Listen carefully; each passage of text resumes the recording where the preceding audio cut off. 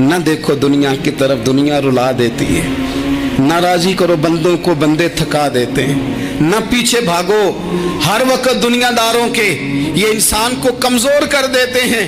وہ تو کریم ہی بڑا ہے، 2 آنسو زمین پر بعد میں گرتے ہیں، بندے کے گناہ سارے پہلے معاف فرما دیتا ہے۔ یاد رکھنا، کسی شخص کی بلیک میلنگ کا کبھی شکار نہ ہونا، کبھی کسی کی میٹھی اور مسجع مکفہ باتوں کا شکار نہ ہونا۔ کوئی کیا کر سکتا ہے اگر اللہ مددگار ہو تو؟ جس کو رب کریم اٹھانا چاہے اسے کوئی گرا سکتا ہے؟ ہم یہ ڈرے ڈرے سہمے سہمے پریشان فیصلہ کرنے کی طاقت نہیں، مجھے چلنا چاہیے کہ نہیں، اٹھنا چاہیے کہ نہیں، کرنا چاہیے، اٹھ باندھ کمر کیوں ڈرتا ہے؟ پھر دیکھ خدا کیا کرتا ہے۔ حضرت عبداللہ ابن عباس فرماتے ہیں میرے نبی پاک علیہ السلام نے میری تربیت فرمائی کہ نوجوان دوست میری بات لکھ لیں، پریشان لوگ میری بات لکھ لیں، جن کے پاس قوت فیصلہ نہیں وہ اس بات کو لکھ لیں۔ حضرت عبداللہ ابن عباس فرماتے ہیں میرے نبی پاک علیہ السلام نے مجھ سے فرمایا تھا، عبداللہ سن، اگر ساری دنیا مل کے تیرا کوئی نفع کرنا چاہے، کر نہیں سکتی جب تک میرے رب کی رضا نہ ہو۔ اور فرمایا ساری دنیا مل کے تیرا کچھ بگاڑنا چاہے تو عبداللہ بگاڑ نہیں سکتی جب تک رب کریم کی حکمت کا تقاضا نہ ہو۔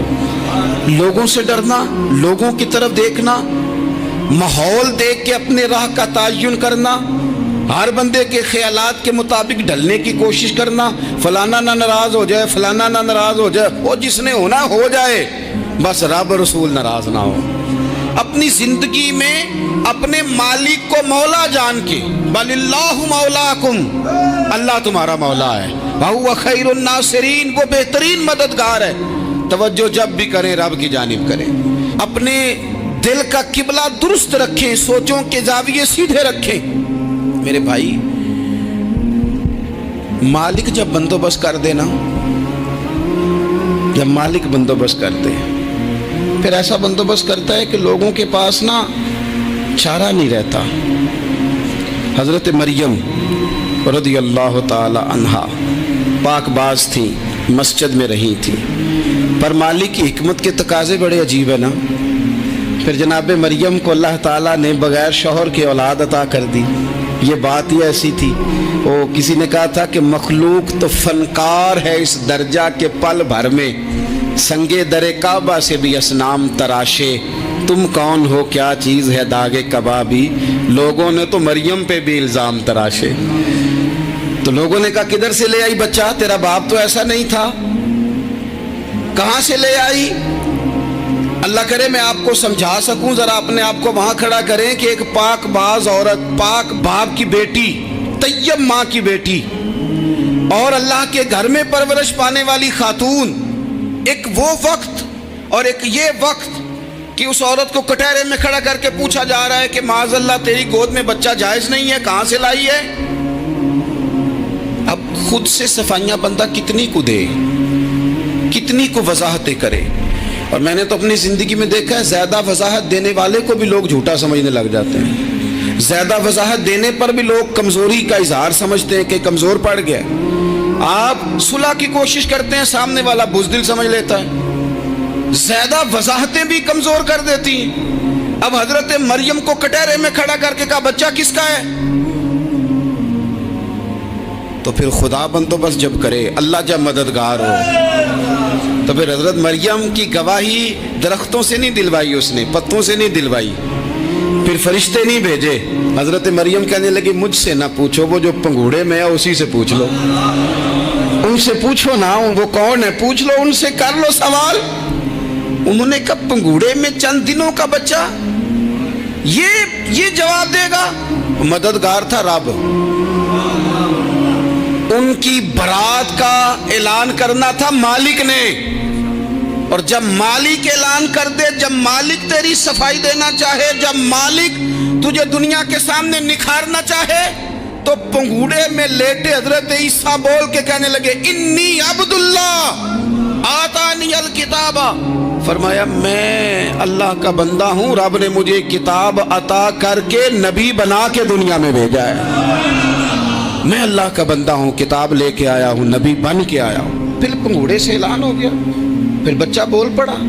اور یہ ایک دفعہ نہیں بات ہوئی، یہ بنی اسرائیل میں ایک جریج نام کے شخص بھی تھے جو نماز پڑھ رہے تھے، بعض نے لکھا ہے نفل نماز تھی، اماں نے پکارا تو آئے نہیں، تو ماں کے منہ سے نکل گیا تو اتنی دیر تک مرے گا نہیں جب تک کسی بے حیا عورت کا منہ نہ دیکھ لے۔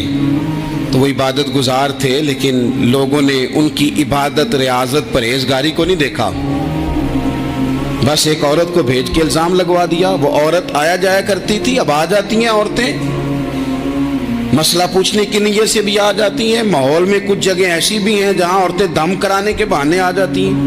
وہ خاتون آتی جاتی تھی اس خانقاہ پہ، آستانے پہ، یہ بخاری میں موجود ہے، پھر اس نے کہا میری گود میں جو بچہ ہے یہ انہی کا ہے۔ مجھے بتائیں کیسے بندہ وضاحت دے؟ حالات خراب ہو گئے، لوگ کٹیا جلانے لگے، ماحول اور طرح کا بن گیا۔ میرے نبی پاک علیہ الصلوۃ والسلام فرماتے ہیں پھر اس رب کے بندے نے کہا مالک تو کریم ہے، تیری مشیت کا تقاضا آیا جو میری ماں نے جملے بولے تھے، پر اب میں وضاحت دینے کے قابل نہیں رہا، اب تو ہی کرم کرے گا تو دروازہ کھلے گا۔ تو وہ چند دنوں کا بچہ پنگوڑے میں بول کے کہنے لگا میں اس درویش کا نہیں، میں تو فلانے چرواہے کا بچہ ہوں، وہ جو بکریاں چراتا ہے۔ رب کی مدد کو پکاریں، اپنے ساتھ اپنے مالک کی مدد کو شامل کریں، تھوڑے رزق پر بھی گزارا اچھا ہونے لگ جائے گا۔ سارے لوگ آپ کو گرانے کی تدبیریں کر رہے ہوں گے اور مالک آپ کو عزتیں عطا فرما دے گا، اس کی بارگاہ سے حکمت کا تقاضا اور ہو جائے گا۔ ہم نے ساری زندگی لوگوں کو راضی کرنے میں گزار دی، ساری زندگی بڑھاپا آ گیا بچوں کو پالتے، اور بچوں نے آخری عمر میں کہہ دیا ابا اگر کوئی ڈھب کا کام کر لیتے تو آج ہمارے دن بھی پھر نہ جاتے۔ ساری زندگی گزار دی بہن بھائیوں کو راضی کرنے میں، ساری زندگی گزار دی ذمہ داریاں اٹھانے میں، ان کو 99 دفعہ دیا، ایک دفعہ نہیں دیا تو انہوں نے کہہ دیا تو نے تو کبھی دیا ہی نہیں، تو تھا ہی نہیں۔ ساری زندگی محلے داروں، علاقے والوں کو راضی کرنے میں گزار دی۔ اور میں نے ایسے لوگ بھی دیکھے دین کے لیے وقت گزارا، لیکن جب بڑھاپے میں دانت کام نہ کرتے تھے تو وقت کے مفتیوں کو بھی مسجدوں کی کمیٹیوں نے کہہ دیا اب آپ کی سمجھ نہیں آتی، ہم نے خطیب کو یور رکھنا ہے۔ میں کہتا ہوں کہ جتنے درد سے آپ امیر کو اپنی کہانی سناتے ہیں نا، اور جس طرح آپ کے آنسو بات کرنے سے پہلے گر جاتے ہیں کہ غریب ہیں، بچیاں ہیں، کاروبار نہیں، او میرے سنگیو، اس سے آدھے آنسو اپنے رب کی بارگاہ میں بکھیرو، اس کے حضور عرض گزار ہو جاؤ، اس سے طلب کرو۔ ایک وقت انسان پر زندگی میں ایسا آتا ہے کہ اسے یوں محسوس ہوتا ہے کہ میرا سایہ بھی ذرا سا پیچھے ہٹ گیا ہے، اسے یوں لگتا ہے کہ میں کسی سہارے پہ ہاتھ ڈالتا ہوں تو وہ بھاگ جاتا ہے مجھ سے، لیکن مالک کی بارگاہ ایسی عظیم بارگاہ ہے، رب رسول کے آستانے اتنے بڑے ہیں کہ آپ جب وہاں کشکول طلب دراز کرتے ہیں تو جھولی پھیلانے میں دیر لگتی ہے، ان کو بھرنے میں تو کوئی دیر نہیں لگتی۔ ہم نے اپنا سوچ کا قبلہ ہی دنیا کو بنا لیا ہے۔ یہ جو اللہ والوں کی مدد ہے یہ تو عین اللہ ہی کی مدد ہے، لیکن یہ جو سیٹھوں کی طرف توجہ کرنا، نوابوں کی طرف توجہ کرنا، دنیا داروں کی طرف توجہ کرنا اور اپنا مزاج اس طرح کا بنا لینا، یارو گردن کو جھکا دیتا ہے خیرات کا پتھر، جہاں میں مانگنے والوں کے سر کبھی اونچے نہیں ہوتے۔ اور اقبال کہتے ہیں غیرت ہے بڑی چیز جہانے تگ و دو میں، پہناتی ہے یہ فقر کو تاج سردارا۔ میں عرض کروں گا کہ اپنی آپ جب توجہ کا قبلہ اللہ رسول کو بنائیں گے تو رب فرماتا ہے وَيَرْزُقْهُ مِنْ حَيْثُ لَا يَحْتَسِبُ، میں نہ تجھے وہاں سے رزق دوں گا جہاں سے کبھی تیرا گمان بھی نہیں کیا ہوگا، یہاں سے بھی مل سکتا ہے، تو نے سوچا بھی نہیں ہوگا۔ بخاری شریف میں حدیث ہے، حضرت جابر ابن عبداللہ فرماتے ہیں نبی پاک صلی اللہ علیہ وسلم نے 300 لوگوں کا ایک لشکر روانہ کیا کسی مہم کے لیے، کسی جہاد کے لیے۔ حضرت ابو عبیدہ بن جراح رضی اللہ تعالیٰ عنہ امیر لشکر تھے۔ فرماتے ہیں غربت اتنی زیادہ تھی، بھوک اتنی زیادہ تھی کہ ایک ایک کھجور دن میں ایک وقت کھانے کو ملتی تھی، اور کچھ دن ایسے آئے کہ اب کھجور بھی نہیں مل رہی۔ فرماتے اتنی زیادہ بھوک لگی مجاہدین کو 300 بندہ پتے کھا کے گزارا ہونے لگ گیا۔ یہ بخاری میں موجود ہے۔ آپ فرماتے ہیں کہ دریا کے کنارے ہمارا پڑاؤ تھا، ٹھہراؤ تھا، جب بھوک سے نڈھال ہو گئے نا، وَيَرْزُقْهُ مِنْ حَيْثُ لَا يَحْتَسِبُ، اللہ وہاں سے روزی دیتا ہے، گمان بھی نہیں ہوتا۔ فرماتے ہیں ایک مچھلی اللہ تعالیٰ نے دریا کے کنارے بھیجی، فرماتے ہیں وہ تھی تو مچھلی پر پہاڑ جتنی تھی۔ بخاری میں لفظ ہیں، حضرت جابر ابن عبداللہ رضی اللہ تعالیٰ عنہ فرماتے ہیں 300 آدمی 18 دن تک اس مچھلی کو کھاتے رہے، مچھلی ختم ہی نہیں ہوئی۔ مچھلیاں نہیں، مچھلی کہتے ہیں 18 دن 300 بندہ کھاتا رہا، مچھلی ختم ہی نہیں ہوئی۔ اور فرماتے ہیں کہ اس کی ہڈی نکال کے، کانٹا کہیں گے آپ اپنی زبان میں، کہتے ہیں وہ نکال کے نا تو اس کو کھڑا کیا نا جب، تو اونٹ کجاوے سمیت اس کے بیچ سے گزر جاتا تھا، دو اس کے کانٹے جوڑے۔ فرماتے ہیں وہ اس کا گوشت ہم کھاتے تھے اور اس کی چربی بطور تیل کے ہم جسموں پہ ملتے تھے، بیماروں کو اس سے سکون آتا تھا، تندرستی شفا ہوتی تھی۔ فرماتے ہیں ہم کھایا بھی ہم نے اور کچھ لے کے ہم مدینے بھی گئے، اور قربان جائیں نبی پاک نے بھی اس میں سے کھایا۔ ہم نے عرض کی حضور یہ معمہ کیا ہے، یہ ماجرا کیا ہے؟ تو محبوب نے فرمایا تمہارے پاس غذا نہیں تھی، رب نے تمہارے لیے بندوبست کیا ہے، اللہ نے تمہیں دیا ہے۔ مکان شروع کر لیا، ایک صاحب نے وہ مکان بنانے لگے، آپ وہ حساب لگا رہے ہیں، کہتے ہیں میرے پاس اتنے پیسے ہیں، اتنے میں نے فلانے دوست سے کہنا ہے اس نے دے دینے، اتنے فلانے رشتہ دار سے کہنا ہے اس نے دے دینے، اتنے فلانے سے کہنا ہے اس نے دے دینے۔ یہ ساری کاپی بنا کے مکان شروع کر لیا۔ جو روز کہتا تھا نا کوئی حکم ہو جاتے دسی، سب سے پہلے اس کو کہا میاں پیسے چاہیے دین، وہ کہندا ہو کل ہی منڈا ٹوریا ہے، کہدے تو پرسوں 10 داتے لب جانے سن۔ میں آپ کو اپنے تجربے کی بات بتا رہا ہوں۔ جن لوگوں کا خیال ہوتا ہے نا کہ آپ سٹارٹ کریں فلانا کام، ہم آپ کے ساتھ ہیں، اللہ کا ہی کوئی نظام ہے، وہ بالکل بھی نہیں ساتھ ہوتے۔ لیکن ایسا نہیں ہے کہ کوئی ساتھ نہیں ہوتا، اللہ تعالیٰ بڑے اسباب پیدا کرتا ہے، وہاں سے دیتا ہے جہاں سے گمان بھی۔ ہمارا یہ ذہن بن جاتا ہے ہم ساری اپنے حساب سے چلتے ہیں، اتنے رشتہ داروں سے، اتنے، وہ کون آپ کے ساتھ چلے گا؟ سوال ہی نہیں پیدا ہوتا۔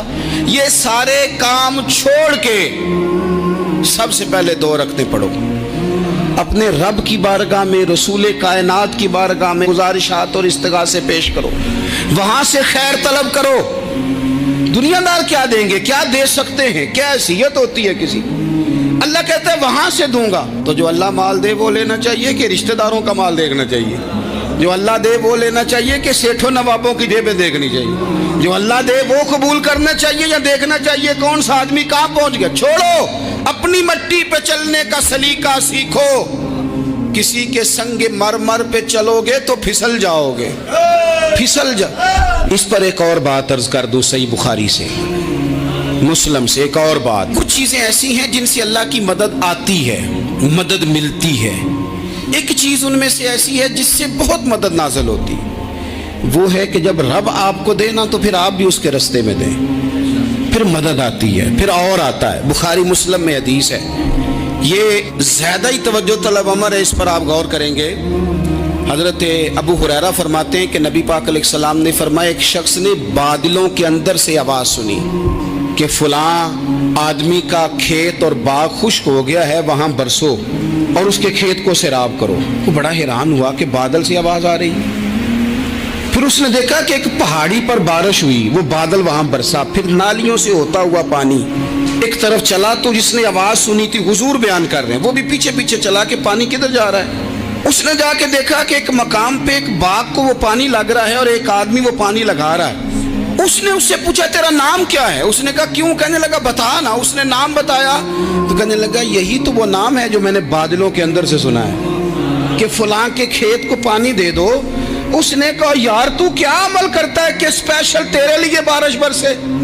یہ بخاری پڑھ رہا ہوں، سیاستہ سے حدیث عرض کر رہا ہوں۔ اس سے پوچھا تو کیا کام کرتا ہے کہ جناب اللہ تبارک و تعالیٰ کا حکم کرم آیا کہ خاص تیرے لیے پانی برسے اور تیرے کھیت کو سیراب کرے؟ تو اس نے کہا چھوٹا ذمہ دار ہوں، پر جب فصل اگتی ہے تو 3 حصے کرتا ہوں، ایک حصہ اپنے بال بچوں پہ، بہن بھائیوں پہ خرچ کرتا ہوں، ایک حصہ پورا اور ایک حصہ دوبارہ کاشتکاری پہ لگاتا ہوں اور تیسرا حصہ خالص میں نے مسکینوں یتیموں اور غریبوں کے لیے رکھا ہوا ہے۔ وہ جو تیسرا حصہ اللہ کرے آپ سمجھیں، وہ رب کے بندوں پہ تیسرا حصہ خرچ کرتا ہے نا، تو کریم مالک نے فرمایا جہاں سے غریب کا حصہ جاتا ہے وہ کھیت خشک نہیں رہنا چاہیے، وہ جہاں سے مسکین روٹی کھاتے ہیں وہ خشک نہ رہے، جہاں سے یتیموں کو کچھ آتا ہے کہیں اس کی فصل رہ نہ جائے۔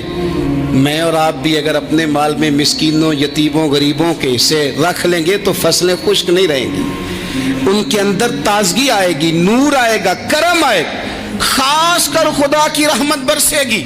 مدد اللہ سے چاہیں، اپنی توجہات کا مرکز رب رسول کی ذات کو بنائیں، پھر آپ محسوس کریں گے کہ بڑی جلدی اللہ تعالیٰ کی مدد آنے لگی ہے۔ کبھی آپ صرف کہہ دیں نا میرا رب میرے ساتھ ہے، اس لفظ میں اتنی طاقت ہے کہ دشمن ویسے زہر ہو جاتا ہے۔ زندگی میں کسی سے بھی لڑائی ہو اچھی طرح سوچ لیں کہ اللہ اس طرف ہے یا اس طرف ہے۔ اگر آپ زیادتی پہ ہیں تو پھر رب مظلوم کی جانب ہے۔ اگر اللہ کی مدد آپ کے ساتھ ہے تو دنیا کی کوئی طاقت آپ کو گرا نہیں سکتی، اور اگر آپ مظلوم کے مقابلے میں ظالم بن کے آپ کھڑے ہو گئے ہیں اور آپ نے رویہ وہ اختیار کیا ہے کہ جس میں مدد نہیں آئے گی، تو پھر یاد رکھ لیں کہ آپ کوئی بھی ہیں، کہاں بھی ہیں، آپ کمزور ہیں۔ طاقتور تھے ابتدائے اسلام میں، ظاہری طاقت تھی کفار مکہ کے پاس، وہ ڈنڈوں سے مارتے تھے غریبوں کو، ان کے ہاتھوں میں ڈنڈے تھے، پر خدائی طاقت ان مظلوموں کے ساتھ تھی۔ صاحب زرقانی نے لکھا ہے حضرت زنیرہ رضی اللہ تعالیٰ عنہ ایک لونڈی ہے، غریب ہے، ماڑے دا کی کام محمد نس جانا یا رونا، غریب سادی بی بی اور لونڈی کنیزہ، ایک مشرک کی کنیزہ تھی، انہوں نے کلمہ پڑھ لیا، وہ ڈنڈوں سے مارتا، دروں سے مارتا، تکلیف دیتا۔ حضرت زنیرہ رضی اللہ تعالیٰ عنہ کو اتنا مارا، اتنا مارا۔ اب آپ ایک اور پہلو پر بھی غور کریں، مار بھی پڑ رہی ہے پر خدا ادھر ہی ہے، اللہ کی مدد ادھر ہی ہے۔ رب کہتا ہے کہ پہلے تو صبر کرنا، ان اللہ مع الصابرین، تو صبر کرے گا تو پھر رب کی معیت ملے گی، ذرا ٹھہرنا، تو تھوڑا ڈٹنا۔ ان الذین قالوا ربنا اللہ ثم استقاموا تتنزل علیہم الملائکہ، تو کہے اللہ میرا رب ہے، پھر تو پہلے ڈٹ، پہلے تو نے ڈٹنا ہے۔ ثم استقاموا، جو ڈٹ گیا، تتنزل علیہم الملائکہ، ڈٹنے والے کے لیے مدد آتی، پہلے تھوڑا ٹھہرنا پڑتا ہے، پہلے تھوڑا صبر کرنا پڑتا ہے، حوصلہ کرنا پڑتا ہے، اس کے بعد مدد آتی۔ مار پڑ رہی ہے، مارا جا رہا ہے، حضرت زنیرہ کو ان کا مالک جو ہے ظاہری آقا وہ مار رہا ہے، یہ کنیزہ ہے، ماں اتنا مارا، اتنا مارا، ان کی بینائی چلی گئی، نظر آنا بند ہو گیا۔ ابو جہل آیا اور کہنے لگا زنیرہ دیکھا نا ہمارے بت تیری آنکھیں لے گئے، معاذ اللہ، لات و منات ہمارے بتوں نے تجھے اندھا کر دیا۔ اب ایسا نہیں ہے کہ بی بی روتی جا رہی ہے، روتی جا رہی ہے، مایوسی مایوسی، معاذ اللہ، پریشانی، غریبی بڑی ہے، پوچھنے والا کوئی نہیں، یہ باتیں نہیں۔ کیا جملے ہیں خاتون کے، کیا لفظ ہیں۔ ابو جہل نے تنزیہ کہا، معاذ اللہ، کہنے لگا دیکھا نا ہمارے بتوں نے تجھے اندھا کر دیا۔ تو جناب زنیرہ آنکھوں کی بینائی گئی ہے، رات کو گئی ہے، دکھ ابھی تازہ ہے، لیکن اللہ پہ جو توکل ہے، اپنے مالک سے جو رشتہ ہے وہ اتنا مضبوط ہے، اتنا طاقتور ہے، اس میں اتنی گہرائی ہے کہ حضرت زنیرہ بول کے نا اتنی قوت سے بولی، اتنی طاقت سے بولی کہ پورے کفر پر لرزہ طاری ہو گیا۔ فرمانے لگی تمہارے بتوں کی کیا اوقات ہے کہ وہ میری بینائی لے جائیں، یہ میری رب کی حکمت کا تقاضا ہے۔ جب تک اس نے چاہا زنیرہ دیکھتی رہی، اور جب اس نے چاہا زنیرہ کی آنکھوں کی بینائی چلی گئی، اور اگر وہ چاہے گا نا تو بینائی واپس بھی کر دے گا۔ اگر ہو ذوق یقین پیدا تو کٹ جاتی ہیں زنجیریں، اگر وہ چاہے گا تو بینائی آ بھی جائے گی۔ حضرت زنیرہ نے رات کو یہ لفظ کہے، ابو جہل اور سارے کفار ڈر کے سن کے چلے گئے۔ آپ आप इत्मीनान से आके बिस्तर पे सोई, जब सवेरे उठी तो अल्लाह ने आंखों की रोशनी वापस कर दी थी। आंखों की अब छड़ी पकड़ी है, बाजारों में घूमती है, कहती है बुलाओ किधर है तुम्हारे नातो मनात, देखो मेरे रब ने रोशनी वापस कर दी। आकर मेरे साथ इधर आ, सितमगर हुनर आजमाए, तू तीर आजमा हम जिगर आजमाए। बीमार लोगों याद रखो, कह दिया डॉक्टर ने कि तू बड़ा बीमार है, तू बड़ा कमजोर है, ये हो गया वो हो गया, तो डॉक्टर अपने इल्म के मुताबिक बात कर रहा है, होगा तो वो जो मेरा रब चाहेगा। कमजोर हो जाना, परेशान हो जाना, तकलीफ में आ जाना, पता नहीं बात हो गई है तो जाने क्या हो जाएगा। अपनी जिंदगी के अंदर अपने रब से रिश्ता मजबूत करें, रसूल कायनात से रिश्ता मजबूत करें, अल्लाह वालों से रिश्ता मजबूत करें। हजरत जुनैरा ने पैगाम दिया कि जिंदगी में जो जीना चाहते हैं तो वो रब का नाम लेके जी सकते हैं, जो अपनी जिंदगी में खुशियां देखना चाहते हैं तो रसूलुल्लाह के नाम पर खुशियां देखी जा सकती हैं। तवक्कुल की बुनियाद पर बंदा खुशियां ले सकता है, और अगर इंसान में तवक्कुल नहीं है तो फिर वो इस काले जादू से भी डर रहा है, वो नीले से भी डर रहा है, वो पीले से भी डर रहा है, वो फलाने से भी डर रहा है, वो मेरे खिलाफ फलाना रिश्तेदार साजिश कर रहा है तो डर रहा है, फलाना मेरे बारे में ये कर रहा है तो डर रहा है, वो पता नहीं दुनिया इधर हो जाएगी तो क्या हो जाएगा, उठ बांध कमर क्यों डरता है, फिर देख खुदा क्या करता है। तो इस सारी गुफ्तगू का निचोड़ आपको ये अर्ज किया है, सबसे पहले तो ये कि मैदानों में मदद भी अल्लाह की, रिस्क में मदद भी अल्लाह की, फसलें खुश्क हों तो मदद फिर भी अल्लाह करे, तो फिर सारी मदद, और अगर इंसान बीमार हो तो फिर भी मदद अल्लाह की। तो अपने अल्लाह की जानिब तवज्जो को बढ़ाएं, आप अल्लाह से मदद के सवाली बने। तिरमिज़ी की एक हदीस है, मैं आपको ज़िंदगी का तजर्बा बताता हूँ कि जब मैं बड़ा परेशान होता हूँ तो ये वाली रवायत खोल लेता हूँ, मज़ा देती है। मेरे नबी पाक अलैहिस्सलाम ने फरमाया, अपने दुख सेठों नवाबों को ना कहना, मालदारों का ना कहना, वरना अल्लाह तुम्हें कभी गनी नहीं करेगा। फरमाया अपने दुख अपने रब की बारगाह में अर्ज करना, जल्दी करे या देर से करे अल्लाह तुम्हें लोगों से बेनियाज कर देगा, अल्लाह तुम्हें गनी कर देगा। रात को बैठो ना उसकी बारगाह, उसे दुखड़े सुनाओ, छोटी छोटी बातें। हुजूर ने फरमाया नमक भी मांगो तो रब से मांगो, छोटी छोटी बात से शुरू करो ना। जब बंदा शुरू करता है ना छोटी छोटी चीज़ें, तो बड़ी सारी चीज़ें ये इस तरह होता है जैसे बंदा रब से गुफ्तगू कर रहा है, मालिक मुझे ये चाहिए, मालिक मैं यहाँ कमज़ोर हूँ, अल्लाह मैं यहाँ परेशान हूँ। आप ये करके तो देखें, लंबी लंबी दुआएं मांग के तो देखें, उसके हुजूर जुड़ के तो देखें, आप देखेंगे राहत कितनी है, सुकून कितना है।